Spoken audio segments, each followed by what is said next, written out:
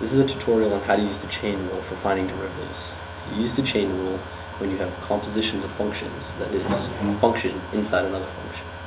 For example, you have 4x cubed plus 2x squared all to the 7th. So you have this whole value to the 7th, which is a function, and then you have 4x cubed plus 2x squared, which is the function inside. So first, we're going to set u equal to 4x cubed plus 2x squared.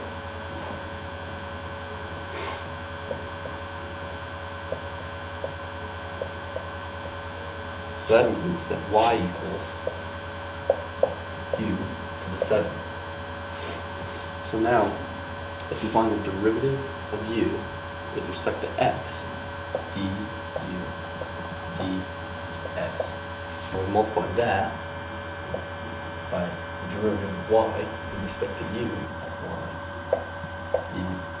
du, they'll end up, because these will cancel, with dy dx, which is what we're solving for. So first, let's find the derivative of this. So du dx is just 12x squared plus 4x. Now the derivative of y with respect to u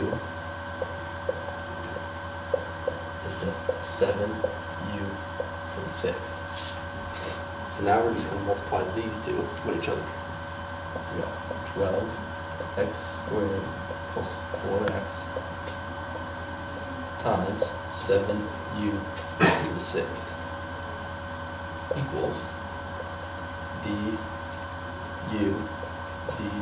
dx times dy du. So now to get this all back in terms of x, we'll substitute what u equals back in for u. So we got 12x squared plus 4x times 4x cubed plus 2x squared to the 6th equals, since those cancel, dy dx.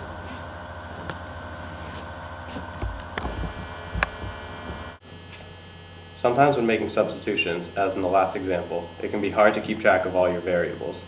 So in this example, I will not be making any substitutions.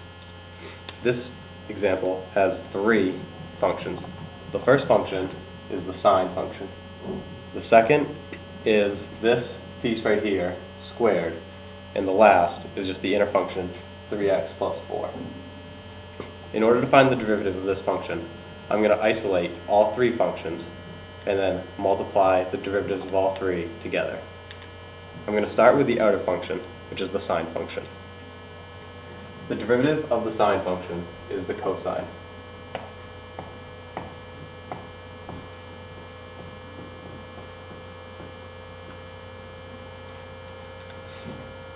The second function, 3x plus 4 squared, I can find the derivative of by using the power rule.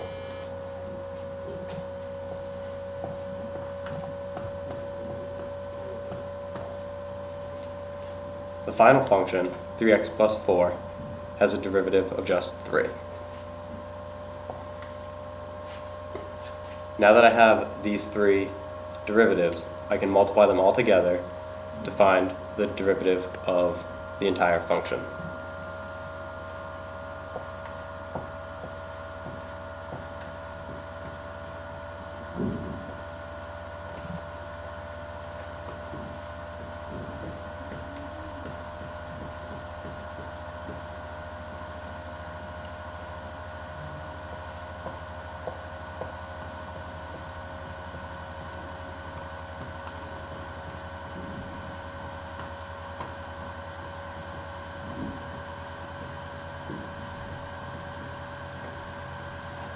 And this is the derivative of the original function. That's how you use the chain rule to find derivatives.